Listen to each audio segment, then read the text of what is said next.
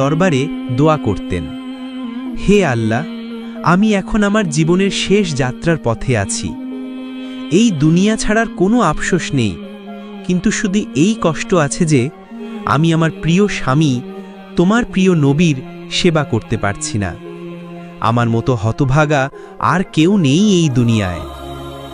মায়ের এই কষ্টের কথা শুনে হযরত ফাতিমা রাদিয়াল্লাহু তাআলা আনহার কোমল হৃদয় গলে গেল। তিনি মায়ের হাত ধরে কোমল কণ্ঠে বললেন, আম্মাজান, আপনি একদম চিন্তা করবেন না। যতদিন আমি বেঁচে আছি আব্বাজানের সেবায় কোনো ঘাটতি হবে না। আমি আপনার জায়গায় তার খেদমত করব, তার সব প্রয়োজনের খেয়াল রাখব। মেয়ের মুখে এই কথা শুনে হযরত খাদিজা রাদিয়াল্লাহু তাআলা আনহার মুখে এক মৃদু হাসি ফুটে উঠল।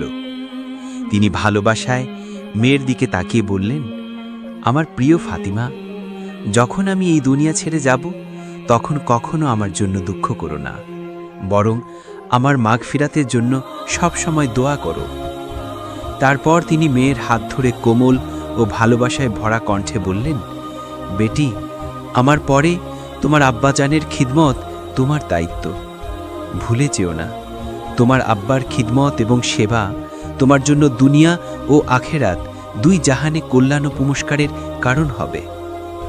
আমি আল্লাহর কাছে দোয়া করি তিনি যেন তোমাকে তোমার পিতার সেবার জন্য অধিক সওয়াব দান করেন এবং সব মানুষের মধ্যে তোমাকে সর্বোচ্চ মর্যাদা দান করেন। তোমার নেকি ও ভালো কাজের নাম যেন দুনিয়ায় চিরকাল বেঁচে থাকে। এতটা বলে তিনি এক দৃষ্টিতে তার প্রিয় কন্যার দিকে তাকিয়ে রইলেন। তারপর ধীরে ধীরে তার পবিত্র আত্মা এই দুনিয়া ছেড়ে চলে গেল। হযরত খাদিজা রাদিয়াল্লাহু